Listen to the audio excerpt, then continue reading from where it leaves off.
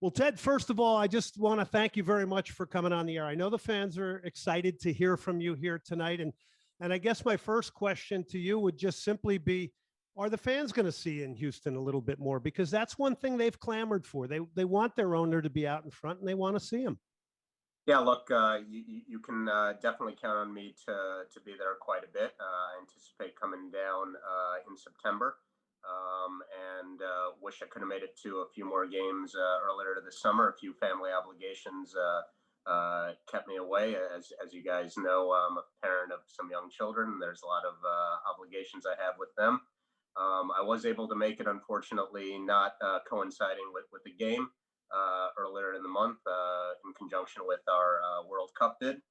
And so I was able to meet with our team and our staff then, and look forward to coming in next month as well. Ted Segal, Houston Dynamo owner, joining us here. Okay, so Matt Jordan has moved on, the general manager position. These are tough decisions in life, in sports, no question about it. The search for the replacement, will that come, do you believe, within MLS? Could that be outside MLS? Have you determined that? Look, I don't want to give away all of the elements of our search because, for starters, we're not the only club currently out there in the marketplace looking for somebody to fill the GM position. There's at least two other clubs that I'm aware of that are openly doing it right now. What I will say is that we will certainly be looking at candidates with MLS experience given the unique rules of MLS and the unique style of play, certainly is an important thing and a factor we're going to consider. On the role of your head coach now, I know you're a big fan of Tab Ramos. I certainly am. What's his status? This is year 2 of his contract. Where does the head coach sit right now? Because head, heart, and soul tells me this is, fans want to know about this too. Sure. What I'll say is that there are no imminent decisions being made with respect to Tab. What I said on announcement day is that we're going to give everybody a fair shake. And although it wasn't a decision that I sought to make or enjoyed making, rather, with respect to Matt, who I have to say is a person of the finest character, and I know was invested and deeply desired success in the club. We are where we are in the standings, and we are in a 15-game winless streak, which has coincided a lot with my short stint as owner.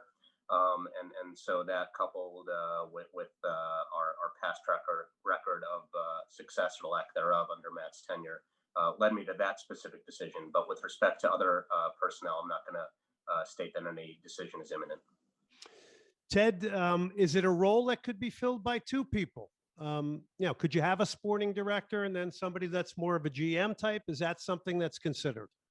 It is certainly going to be a consideration. We're making our evaluations right now. We are in our early days of the search. We're going to see what type of candidates we're able to field and who express interest to be here. I do think it is an appealing location and appealing opportunity, both with respect to, again, the quality city and the successful history of Houston, and hopefully some folks who are encouraged by new ownership. And that combination draws folks to Houston.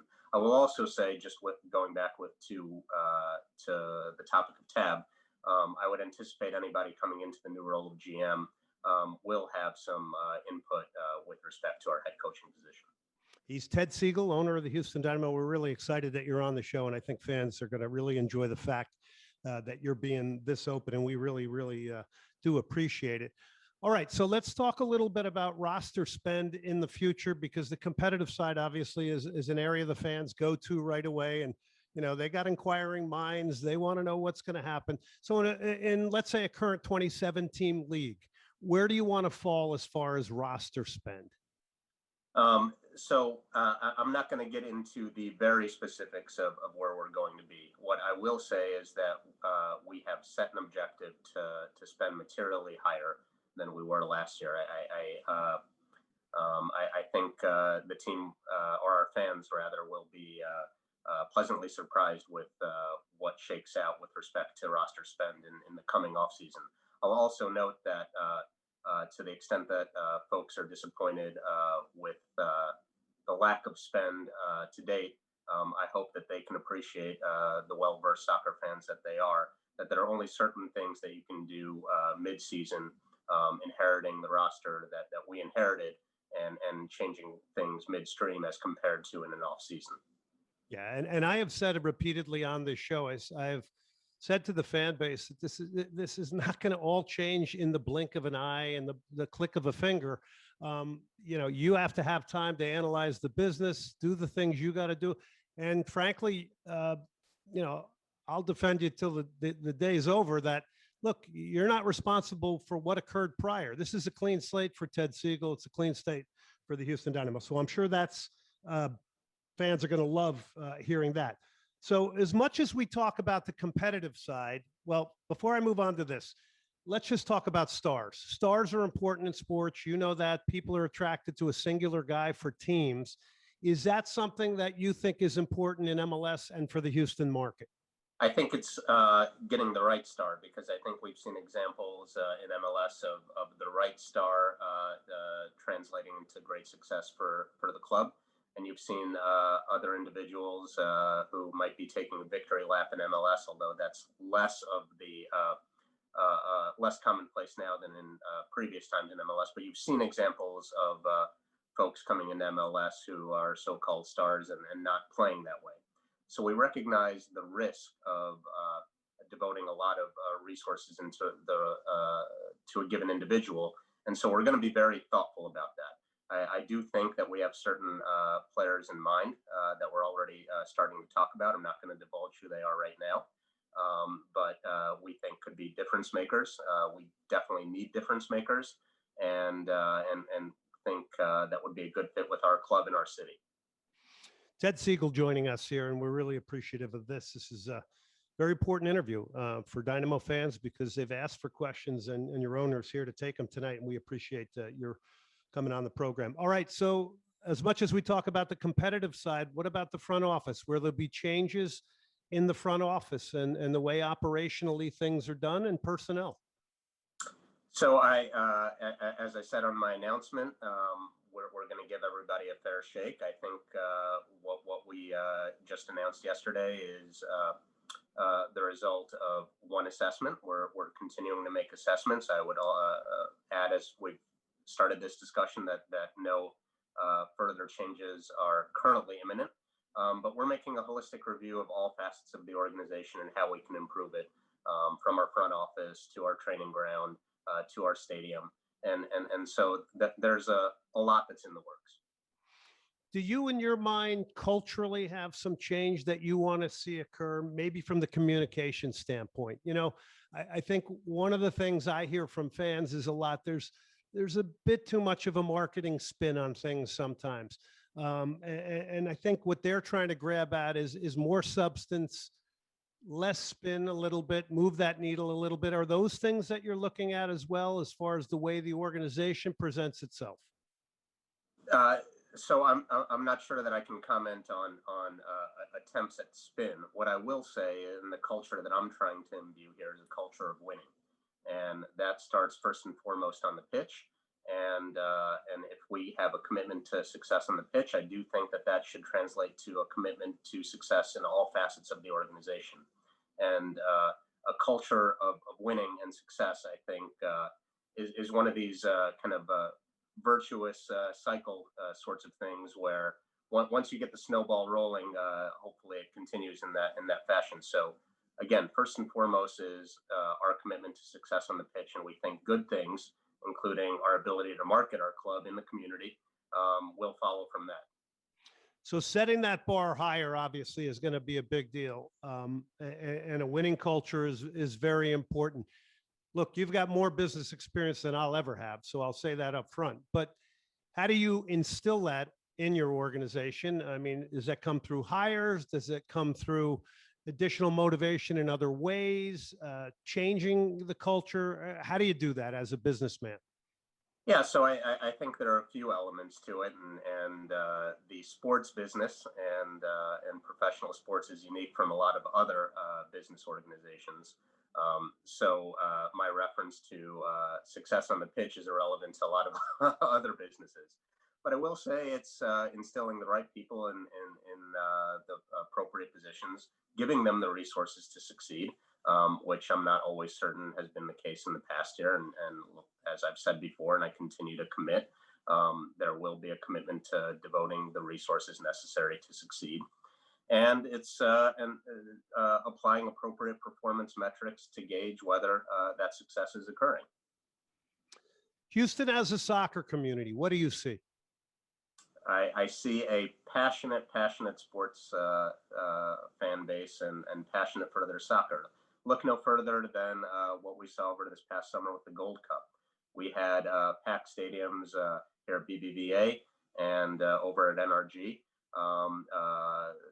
represented by every nation, not only in North and Central America, but from all over the world. And that is really what is so appealing about the sport of soccer, married with the city of Houston. There's so much potential here. It's on display time and again, and we've recently seen it with international play. And I hope that we can carry that sort of support over to our everyday performance with the Dynamo in MLS. Ted Segal, Houston Dynamo owner, joining us here. Privileged to get your time. All right, so those authentic fans that you just spoke about that were coming out for the Gold Cup and that continually support Mexico when they come here, and they come from all over the world, as you said, very diverse soccer community. How do we reach out in the future, or have you thought a lot about reaching out in the future to the authentic soccer fan, which in my opinion in the past has been neglected? That's just my very humble judgment. And will there be, additionally to that, more Hispanic outreach, you think, in the future? Well, I certainly welcome more Hispanic outreach. There needs to be recognition that this is a significant component of our community, and that community is very enthusiastic about the sport of soccer. If they are holding back from their support, it does continue to come back to a question of what is the product that we are offering them. And even if we make the fan experience as wonderful as we can possibly make it, which we're working on, by the way, in terms of making improvements to BBVA and drawing people just to enjoy a day at the stadium, they're not going to keep coming back if the quality of the play isn't up to par. And so it all goes back to winning and our commitment to winning, devoting the resources to succeed. And it's going to be an incremental process. We're working to do it.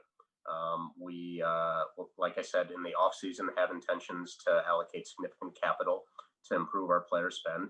And I'll just further note, because I haven't had an opportunity to note it yet, we're happy with some of the guys that we brought on in our short stint as owners. We're very pleased with the way Teenage is playing.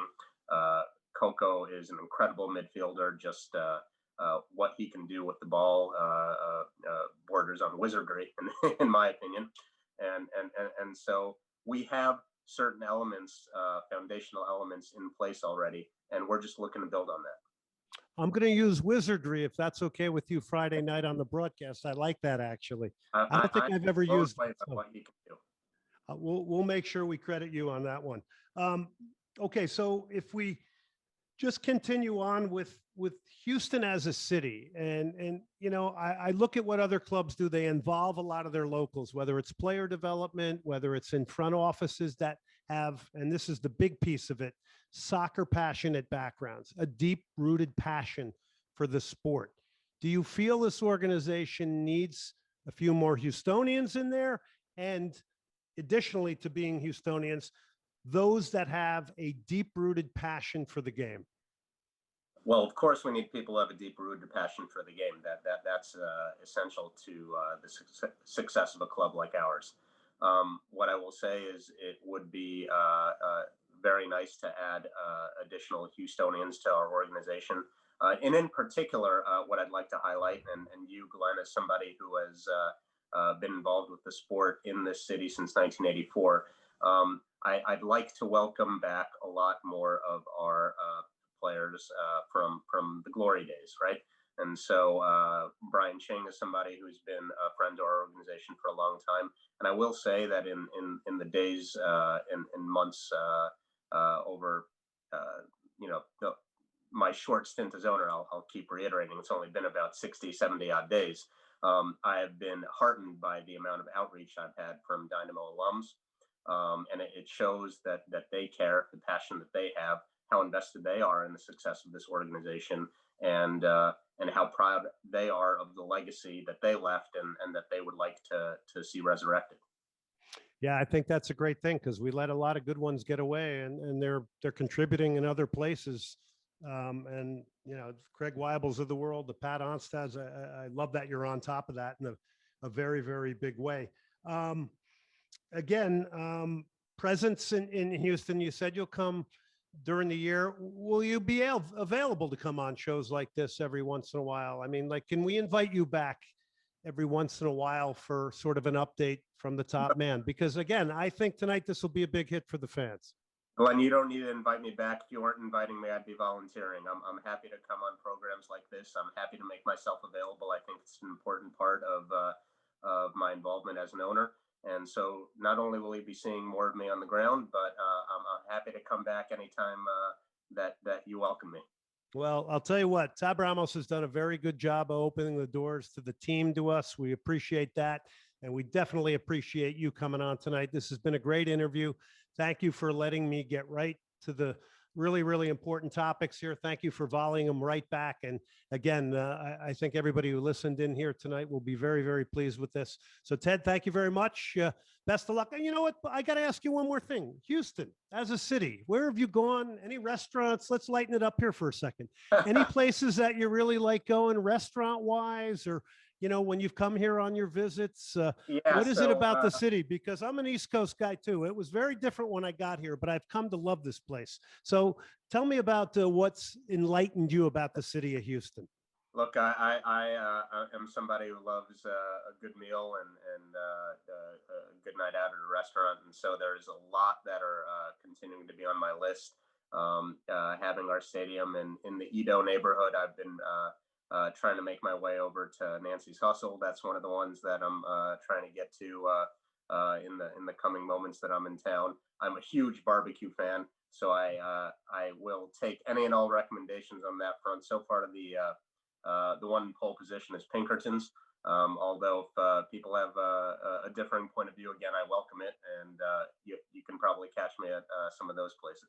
Yeah, growing up, I realized I really did not know what barbecue was till I got down here. I mean, I did know what a hamburger was because it was served twice a day probably, but no question about it. Well, listen, Ted, I'll give you BCN, I'll give you Hugo's, I'll give you FM Kitchen and Bar, and I will also give you really cool pub for soccer games called Hugh O'Connor's. And with that, I want to thank you very much for coming on tonight. We appreciate it.